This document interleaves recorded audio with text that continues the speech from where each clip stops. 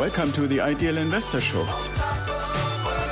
This is the podcast where we help you challenge your mindset and discover where you are. Tired of stories about other people's success? We can help you change your life, determine your time freedom point, and join us on the journey to financial success. Let's go. Hi guys, welcome back to the Ideal Investor Show. And I have been thinking and looking at how are we actually reacting to information. And one of the things that I found, and I'm encouraged to actually do more of it again, somebody actually challenged me, and I'm really agreeing that I should do more of it again, and that is putting more both personal stories, but stories in general, into the content that we're putting out. And while I was doing this, I don't know if it has to do with this law of attraction or something like that. You're thinking about stuff or you're searching about stuff, then things come up. Now, funny side story, like I recently tried to help somebody make a decision about what kind of a watch to buy, and that was actually for a woman. I looked around at a few websites to see what kind of different designs are out there, and she did as well, and then she ultimately decided which one she wanted to buy. In the process, what actually happened by me looking at these websites is from that moment on, that day, I got basically for a week all kinds of offers and advertisements about female watches, right? So the stuff is kind of looking at what we're doing and then trying to assume that we are looking for it, haven't bought it yet, and then offer us more of it. But it's not intelligent enough to say, I would probably not be in the business of buying a female watch for myself unless it would be a gift, maybe for my wife. So anyway, what I'm getting at in storytelling is a lot of people are wondering, okay, how do I actually do it, or what would be a good way to go about it? And so I saw something that can help you both in storytelling, but it is also, I believe, a pretty good tool to use if you are in some way interviewing with somebody or kind of introducing yourself to somebody who is interested in your skill set.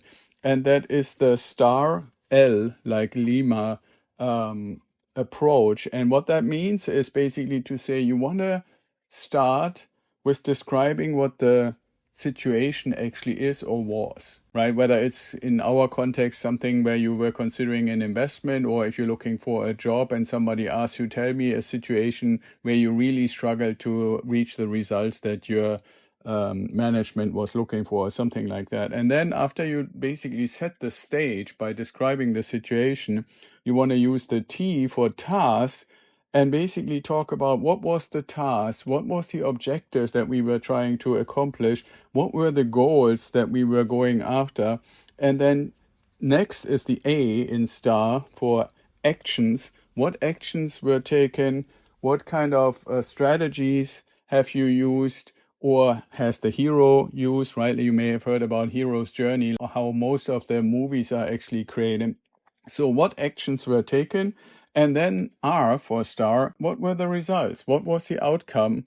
What were maybe the numbers if you were going after numbers? Or like, for example, when we're talking about investing, if our situation is we have $30,000 and we want to find a new property and we want to get a certain amount of performance. So the task was find a property that generates at least $250 in cash flow after we have taken care of the mortgage, the principal, the insurance, the property management, property taxes, and our reserve money aside, like 5% for vacancy, 5% for maintenance, 5% for capital expenditures. And we want to find a property that still generates $200 positive cash flow right from the get-go, right? So did we achieve that? Did we find a property? What other properties did we find, and which one actually ultimately did we end up investing in?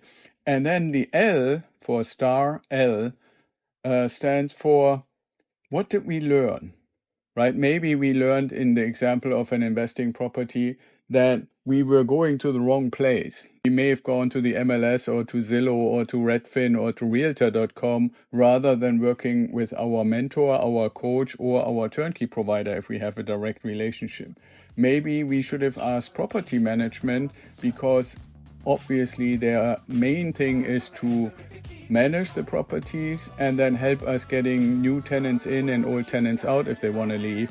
But what also happens is that they hear from owners who may want to find out if there's a way to sell their property, and we might be the buyer, right? And then it's under the same property management, which helps us to understand how has this property actually performed and how desirable is it, right? Those kind of things. So the STAR approach to storytelling and describing something where you have a situation and you have a result and you have some lessons learned is something that I want to get closer to you, and I wanted to share it with you because I really think it's a good framework if you want to keep it relatively concise.